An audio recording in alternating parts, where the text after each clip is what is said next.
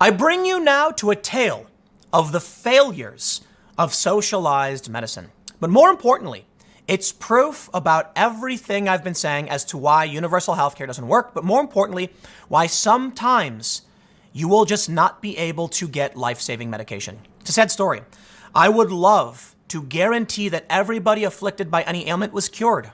Unfortunately, cures are finite, same as any resource. They must be produced. Sometimes they're expensive to make. Sometimes they're just rare and hard to come by. Like a rare herb in the middle of the jungles of the Amazon rainforest, and no one really knows how to get it. It's just not a guarantee the treatment will be available to you. So the left likes to believe in this utopia, like the movie Elysium, where the rich people just have the cures, but for no reason won't share it. That's not the case. Humans try to save other people. Look, how many times you can go to Humans Being Bros on Reddit. You can see so many stories of people risking their lives, running full speed into oncoming traffic to drag someone to safety, putting themselves in line. We have, in almost every major city, a fire department, a police department, EMTs, people who risk their lives every day because they want to save you. If we could save these people, we would do it. You can't always. That doesn't mean our system is perfect. It's broken in many ways. Let me read you the story. Baby denied life-saving drug by Louisiana Medicaid. Heavens! Why would government healthcare not provide a life-saving treatment? Could it be the treatment is too expensive and too rare? Let's read. They say the most expensive drug in the world could be a possible cure for a 16-month-old boy. Axel Dennis was diagnosed with spinal muscular atrophy type 1 at 5 weeks old. SMA is a genetic disease that affects muscle movement. Axel's mother, Andrea James, says her son's muscles aren't getting messages from his brain. We were told 1 to 2 years and bring him home and enjoy him the best we could, but there were no guarantees of his lifespan. In January, he lost his ability to smile. Earlier this year, the FDA approved Zolgensma for children with SMA under the age of 2. The infusion halts the disorder in its tracks and doesn't allow it to progress further. The single-dose drug has been praised by the SMA community, but it's incredibly expensive at more than $2 million. Yes. What if I said everybody should have access to, jet planes or rocket planes? You should be able to go to outer space. Why not? Why can't everyone go to outer space? That's not fair. It's because they're too expensive. Why can't everybody get the cure for this rare disease? It's $2 million. And we're not talking about price gouging. We're talking about an extremely rare treatment, which doesn't have the industrial mass production to make a cure. Cures are specific. Axel's Louisiana Medicaid has refused to cover the cost. Quote, "We've been denied twice now. We're applying for the state fair hearing," James said. "I think that they just don't want to pay the price." Well, of course they don't. It's $2 million. Think about all of the treatments available for all of the people in your state, in Louisiana. How many people could be saved with that $2 million? I'm sorry. As much as I want to say I would try to save every life, we only have so much to give. Our resources are finite. $2 million could cover insulin, oxygen tanks, important therapies, surgeries, or one person's drug. And as much as I'd like to guarantee it to everybody, triage is an important concept in medical treatment. We apply medical treatment to those who are in the most dire needs first. And it doesn't always guarantee you get you get the medication or treatment if that's the case. I believe triage specifically refers to like first aid. Somebody is bleeding out and somebody got a broken ankle, you help the guy who's bleeding first. But this is how it works in hospitals.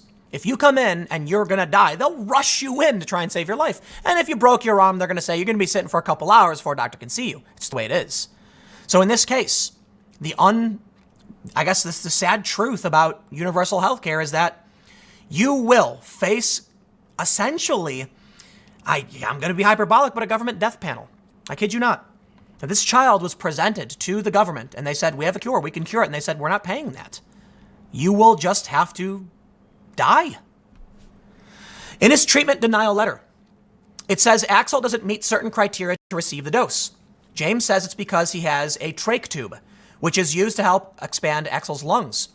It's now a race against time. The family has 8 months before Axel turns 2. James has heard and seen what the drug can do and wishes it for everyone. The money's been spent to prove that it'll benefit these kids. It will save their lives as close to a cure as we've come, as what anything could really be. I say to the state, save his life.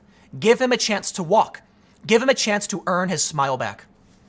You know, I've been thinking about, we had a pet emergency recently, and we're still dealing with it. And I've been thinking about what I could do to help families who couldn't afford life-saving treatment for their animals. And in this process, I thought about the horrifying conundrum that exists in two families coming to you and both telling you, please save our loved one. And you know you can only save one of them. That is one of the most troubling and nightmarish choices to make. Imagine you're holding a rope, two ropes, and you need both arms to pull people up. They're hanging, off the side of a cliff. And in order to pull one up, you got to let go of the other. Which choice do you make? It is very difficult. I assure you, there are probably people in Louisiana working in the Department of Health who are not feeling good right now and knew that true leadership requires difficult decisions. And I wouldn't be surprised if some of those people cried when they went home, knowing that this child will die without this treatment, but it's $2 million and it's just beyond their capability to do. They have to think about how many other people will go wanting and put their lives at risk because they've given up $2 million. You might argue, why don't we just mandate this medication be cheaper?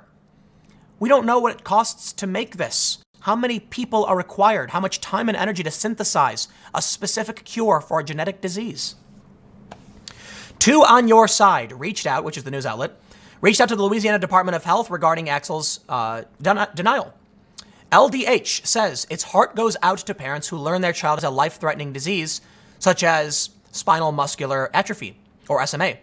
Louisiana Medicaid covers all treatments for SMA that have been approved by the FDA, and also reviews cases to make sure that no child is denied care if they meet the medical necessity requirements.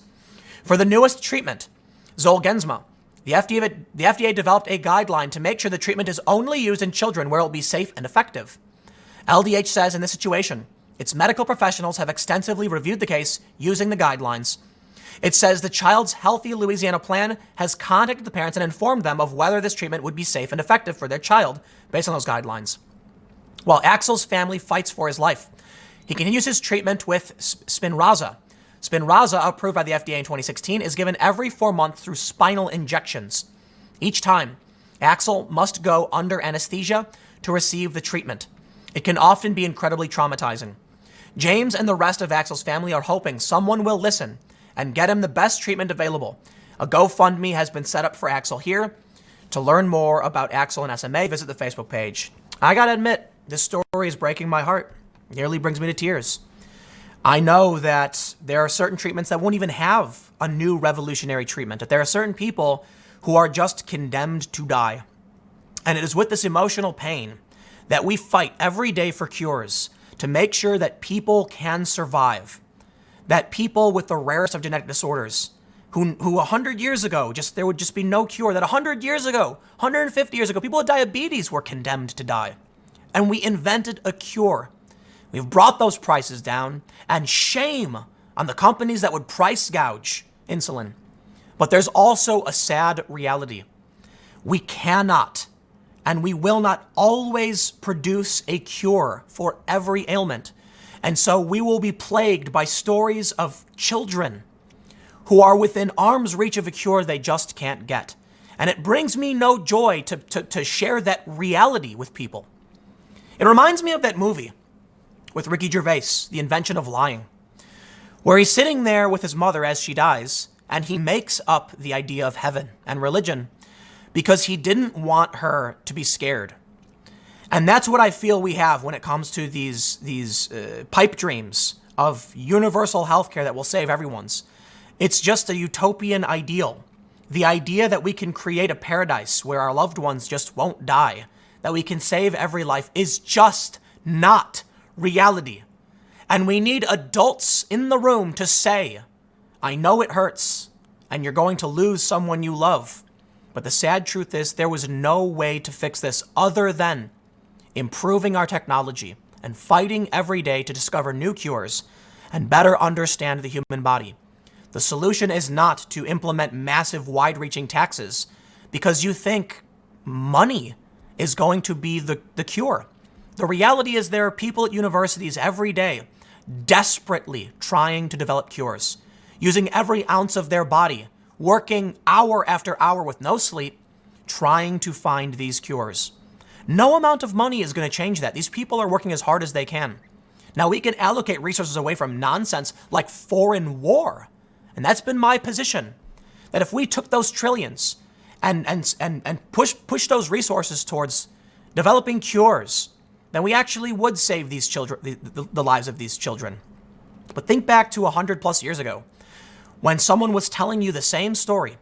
This child has diabetes, and there's no cure, but a new treatment, insulin, might save their life. Unfortunately, it's extremely difficult to get, hard to produce. I get it. Insulin, for the most part, we pull it from, pigs, I believe. So it's not as difficult to synthesize a rare genetic treatment. But as time goes on, you need to realize that there are a lot of ailments that affect children all day, every day, and we haven't yet discovered that cure. To believe that we could just snap our fingers and the government would cover it is just not true. The cure exists right now for this young child. The government system has said, no, we can't do it. And that will be the reality, even when we do have the cure. And there you go. Maybe somebody watching, is a billionaire or a millionaire and wants to cover the cost to save this child's life, assuming the risks. I think the government would try to do it if they thought it would work, but it sounds like they're saying they're concerned it won't be safe and effective. So maybe someone out there is wealthy enough to fund that cure, but for the time being, it's not like evil people twirling their mustaches are kicking you out of Elysium. It's not like we have a magical cure for every single disease and we just don't want you to have it. Some people are evil, but most people want to save you. I'll leave it there. Stick around. I got one more segment coming up in a few minutes. I will see you all shortly.